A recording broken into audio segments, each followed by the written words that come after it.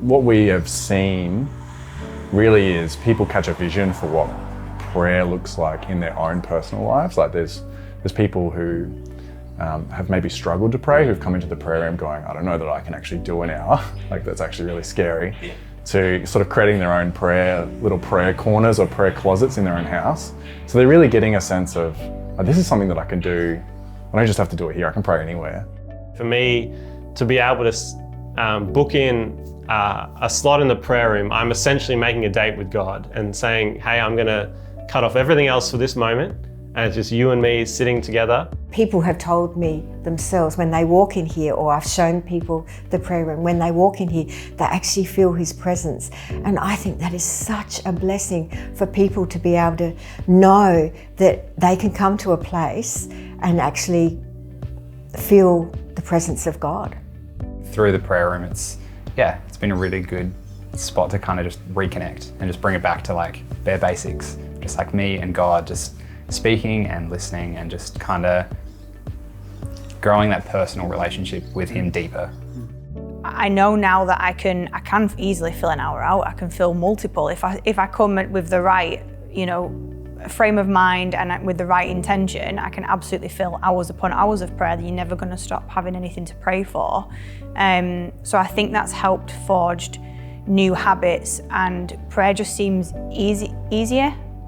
And people have prayed in hours that they never normally pray in. So they're growing as disciples of Jesus, as prayers. Our dependency on Christ is deeper, and we're unified as a body as we seek His face together. Yeah. Also just knowing that God is answering those prayers. He hears us, He's acting on those, and we've seen that time and time again as prayers get answered and people grow closer to God.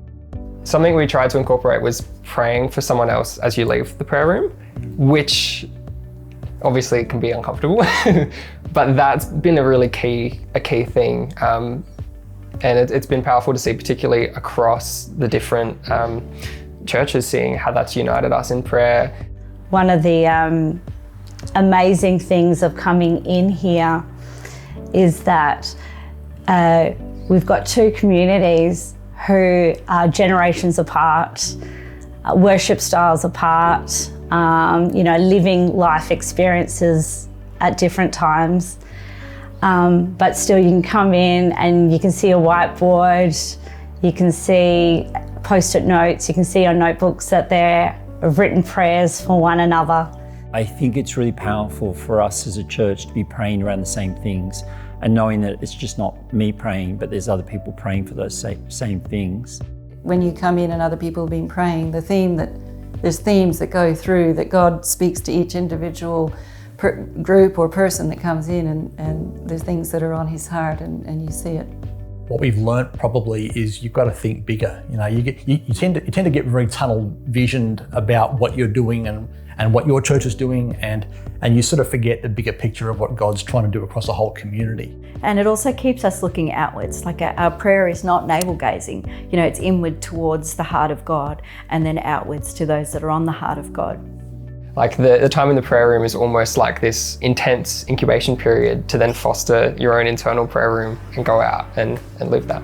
So reassuring that He's got everything under control, that He's not tired or intimidated by everything going on around the world, but invites me to sort of join in on looking after what's happening out there.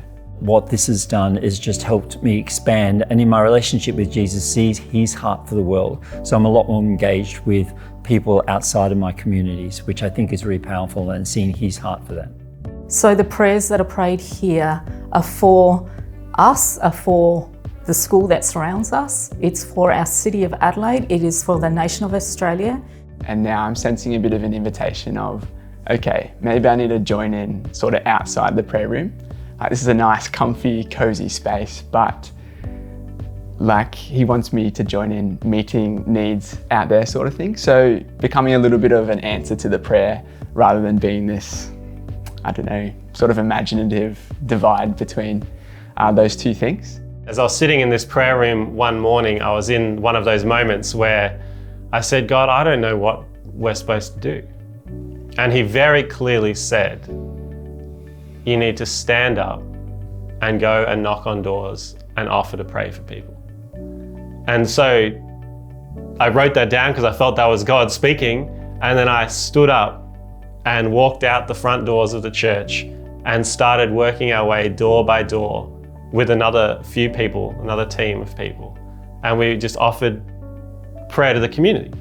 And so it transforms a community because we go from having a place of prayer, which is wonderful, to actually being a people of prayer. And that's incredible. This is changing life. This is because I am a testimony of the people, praying.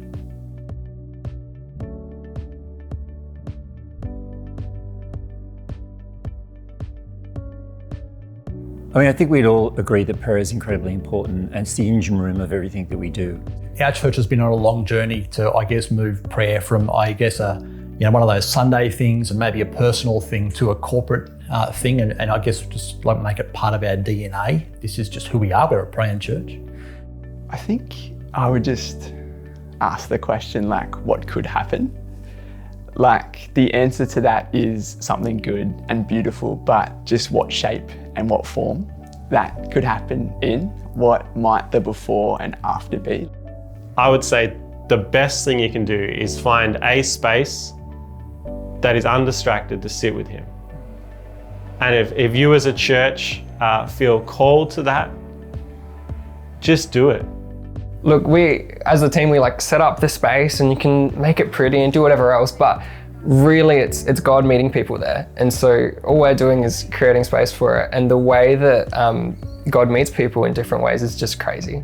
There's always that uncertainty of, will it take off? Will people use it? How are we going to do it? Is it going to be boring? Is it going to be a law thing? We don't want law. We want Jesus Christ. That He is our goal. He is our vision. There's a tendency in ministry to want to do more things and do more tasks and do more events. And that's not necessarily a bad thing. But without the presence of the Holy Spirit and without seeking the discernment and the will of God in that, and without creating space for people just to be with God, so it's less about the things that you do and more about your relationship with the Lord and your time with the Lord, then what we're doing is just doing events and tasks. And so what I would say is the best thing you can do is to create more space in your day, more space in your week, just to be in God's presence. Do it wherever you are, whenever you can, for as little or as much as you can. The goal wouldn't be to fill up a prayer room. It would be to awaken the hearts and till the soil of the lives of God's people here. So we would be, in an ever-increasing way, a praying church. If we want to impact the community out there and also to grow ourselves, then we've got to get in the prayer room with God. We've got to pray.